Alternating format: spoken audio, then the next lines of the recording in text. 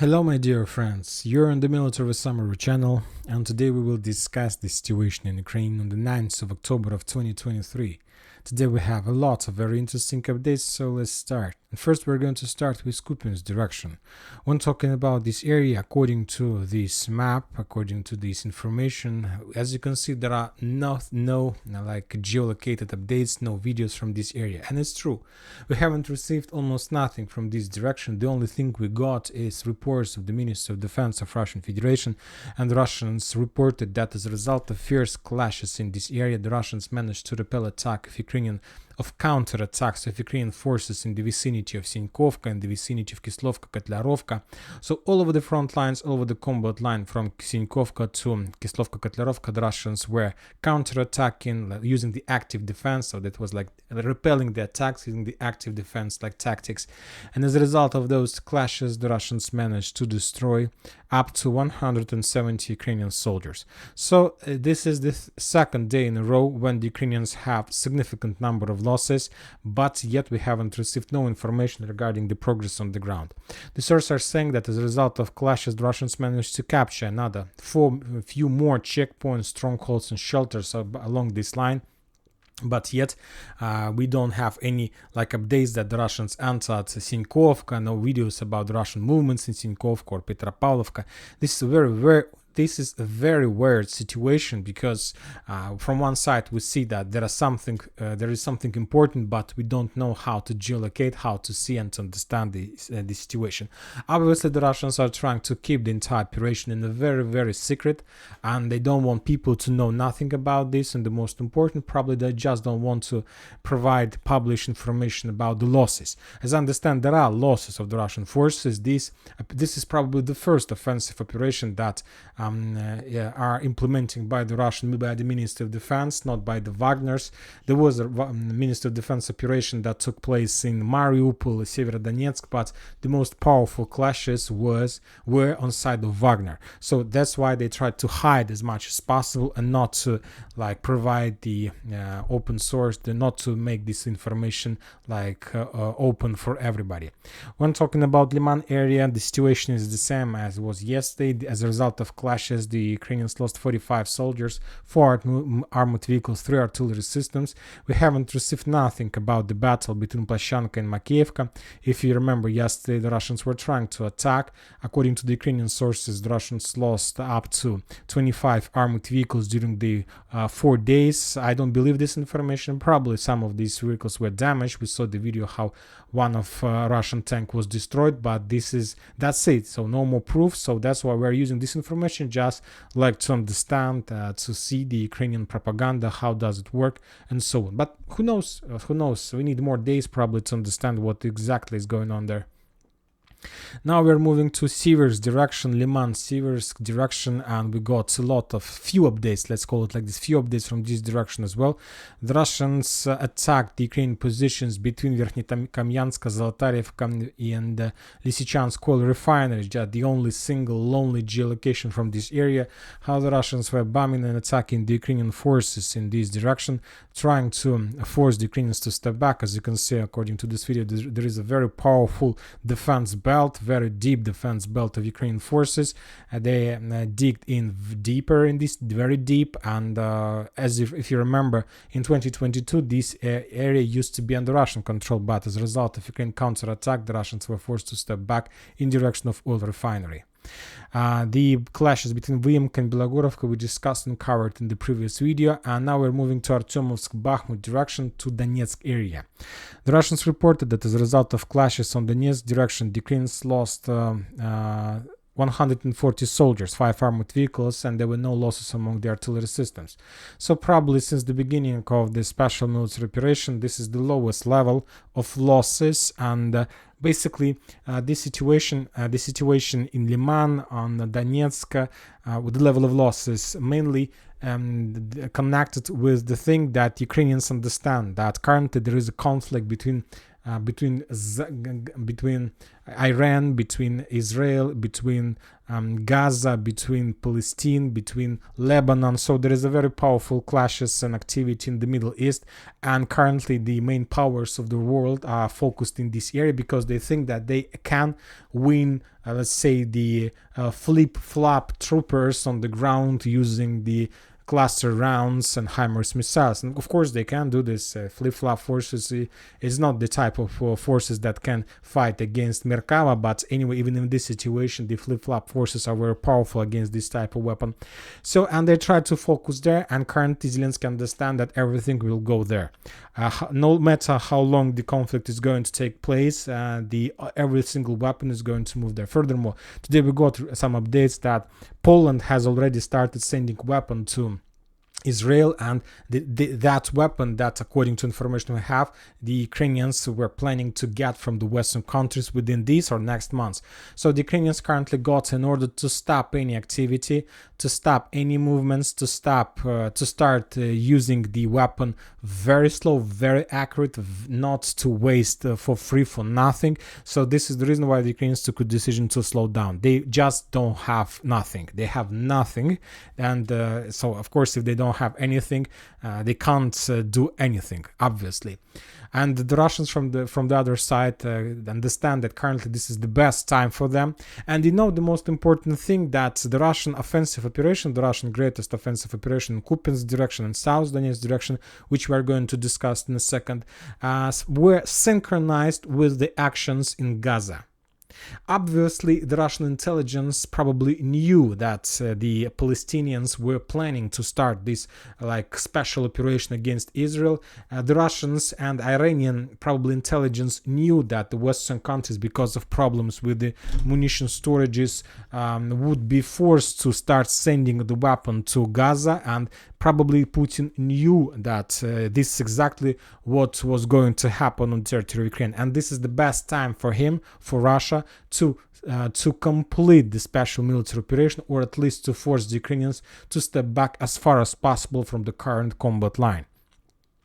Now we are moving to the South Donetsk direction, as you can see, and when comparing this area with other areas, we have significant number of icons in this territory, and there was a very fierce and heavy clashes during the previous few days and today on this direction. Novomykhailivka currently, when talking, if you ask my opinion, I believe this is the most interesting direction of the special military operation. Of course, there were clashes in Kupyansk, but I don't believe in that operation because I don't see any sense of that operation. There were clashes in Robotina and Bradley Square, but for me, this is like defense operations. And when talking about Novomykhailivka, this is very important tactical direction.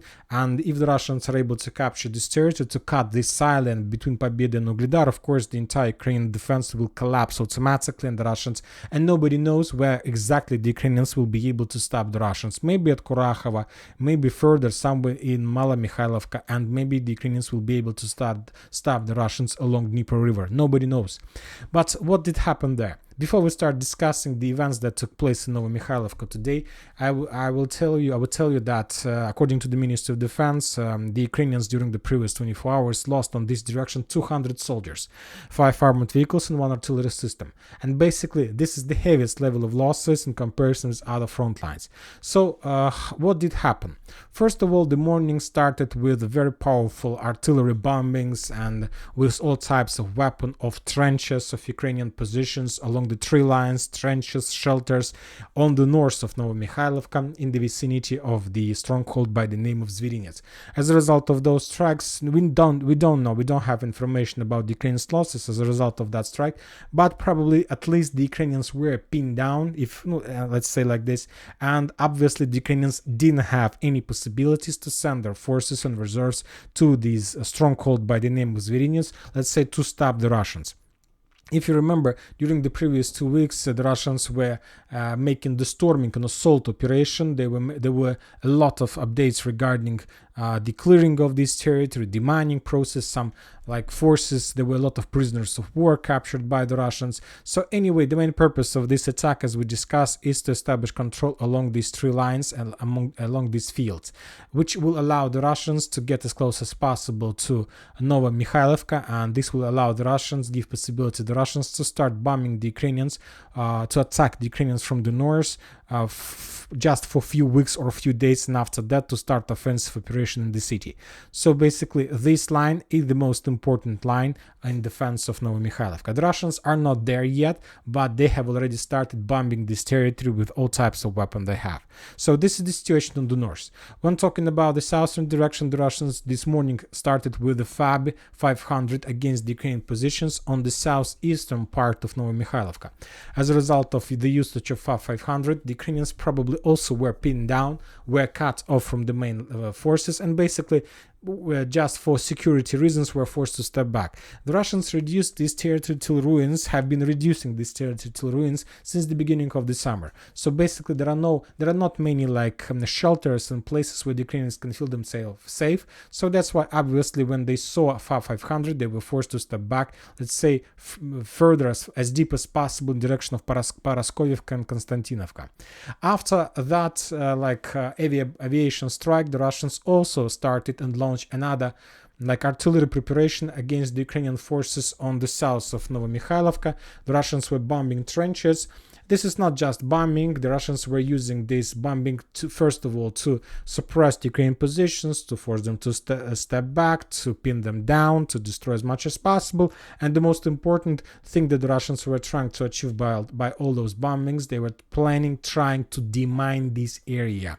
And this is the key word, demining. Demining minefields, demining process and losses if you haven't demined. So this is the situation. Probably the Russians managed to demine, probably they managed to create few secure roads in this area and so on. And this was, let's say, the first video, the second video from the south Novomykhailivka direction of today. The first one was the video about bombings of the south positions. Then we got demining process. We're not talking about the northern direction. And the third video that we got from this direction was the video of this explosion. So just the regular lines. This video is geolocated, as you can see, but the author of this video claimed it was video published by the Ukrainian sources, that on this video we can see how the Russian tank was destroyed. And it's very difficult to understand what type of weapon the Ukrainians were using to destroy Russian tank. But according to experience and knowledge I have, I understand that the Russian tank got on minefield and was destroyed. So, and basically that was that's it for, let's say, more than half a day about the situation. In the morning, I'll remind you that Rybar, military expert, reported that the Russians, as a result of offensive operation, managed to get closer to Novomykhailivka, but he didn't provide us any coordinates, details, and so on, to understand where exactly the Russians managed to get closer.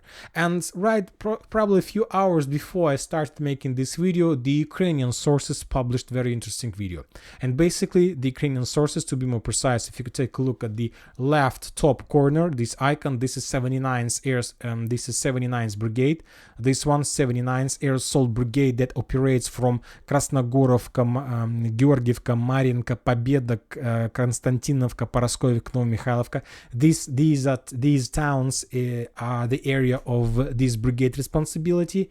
They published the video of Russian attack, a very powerful tank attack, armored attack, mechanized attack against Novomykhailivka that took place maybe today, maybe yesterday, but obviously within the next 48 hours.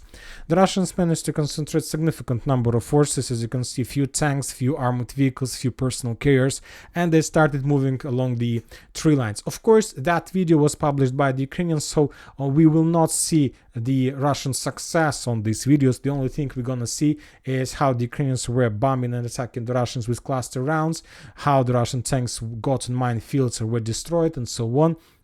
But this video, of course, this is propaganda video from Ukrainian side, but we understand that based even on this footage or on this scene, we can make a conclusion. The Russians launched the ground operation against Novomykhailivka, and as a result of that ground operation, the Russians managed to penetrate the Ukrainians' defense belt and basically to capture the tree line, the final tree line that located in front of Ukrainian positions in Novomykhailivka. Furthermore, the Russians managed to land the infantry and troopers in the tree lines, and basically the operation has started. So the tank was destroyed on these tree lines. So tomorrow, before the next video, I will update this map, and I will not color this territory in Russian color, but obviously I will color this area, at least these fields, in the gray zone, because there are no more Ukrainians in this area, obviously. So as we understand, the Russians managed to get this line. Probably the Russian infantry managed to dig in deeper, or currently maybe they're digging in deeper, and from these positions they will try to capture all these tree lines, and then along these tree lines they will start movements obviously to the north. Maybe they have already started doing this, and maybe the Russians have already entered Novomykhailivka. We don't know this. Maybe we'll got these updates tomorrow, because if the Russians are going to enter, it's going to be an epic fail of the Ukrainians on this flank. But now we're not going to talk about this entering Novomykhailivka, because obviously this event is going to take place exactly this week, because the Russians have already made everything for that.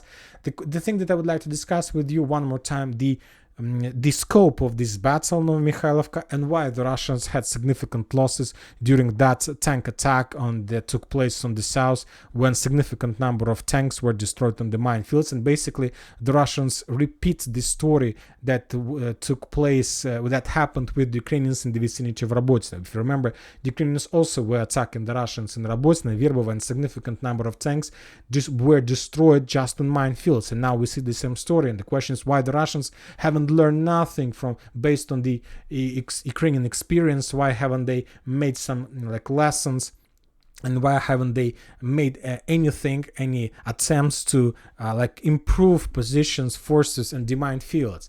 And you know that the Russians tried. The Russians didn't attack this area because they thought they could. No, the Russians tried to demine this area. The Russians tried to prepare this operation. For example, if we increase the number of days since the 1st of, let's say, of September, we're gonna see the focus of the Russian forces against this territory. As you can see, the Russians were not attacking this village for free, for nothing, like they made attack against Vuhledar in January and February, when nothing was reduced to ruins, and basically the Russians were destroyed in a distance from the high-rise building in Vuhledar. When talking about Novomykhailivka, almost every single day I published another series of video of FAB 500 usage of Lemur missiles that the Russians were using against the Ukrainian positions, like this one, like more FAB bombings. We got more FAB bombings. So this area was under Russian very heavy pressure, probably for the previous 2, 3, or 4 months, and now everything is ready. And there was a very important event case that took place a few days ago, probably at the beginning of this week. The Russians wanted to start the final phase of battle for Novomykhailivka a few days ago. They wanted to storm Novomykhailivka to start this operation probably at the middle of the previous week. And if you remember, for those purposes, the Russians have brought in this direction the distance demining equipment UR-77. It's like Zmei Gorыныch system, and this system, the main purpose of this system is to create a short tunnels for troopers, for infantry, and for equipment, short demined tunnels. So they're like they can launch a rocket, and then there's a very explosion, and then soldiers can move along this tunnel. So this is a very important weapon, and the Russians have redeployed this equipment to South Donetsk direction at the beginning of October. This is the weapon. But somehow, I don't know how, somehow the Ukrainians during the reconnaissance operation managed to discover the Russian demining equipment along the tree lines, and as a result of HIMARS strike, the Ukrainians just managed to destroy the most important equipment, two demining machines. And that was the problem. That event took place on the 5th of October. Today is 9th of October, so basically 4 days ago, and we understand that this is not like I don't know, something that can be changed. This operation, as I understand, was planned from probably even by Shoigu, from the very, very top military authorities. And there were certain dates, certain progress, certain deadlines, certain sprints, and goals that needed to be achieved before this or that operation. So basically, when the Russians on the 5th of October lost those demining equipment, basically they didn't have enough of time to replace them. They didn't have enough of time, but the deadline was to start attack operation on the, let's say, 9th of October. So this is the reason why the Russians took a decision to attack Novomykhailivka from the south. And the most important thing that you need to mention also, that the Russians probably, maybe you saw this video and have more updates, the Russians even haven't using the demining equipment on tanks. And this is probably the heaviest epic fail of the Russians during the attack, because if you remember, even when the Ukrainians were attacking the Russians in Robotyne and Verbova, the first tank in the head of convoy was always a tank with demining equipment. Of course, those tanks didn't live for a very long time because there was the target number one. But anyway, those tanks were able to bypass at least 200, 300, 400, 500 meters, and only after that those tanks were destroyed. And the Russians took a decision to attack even without support of demining equipment. And maybe that was the reason of losses during the first few days of attack. Tomorrow, I believe there are going to be more attempts in Makeyevka, in this area, and then we're going to receive more updates.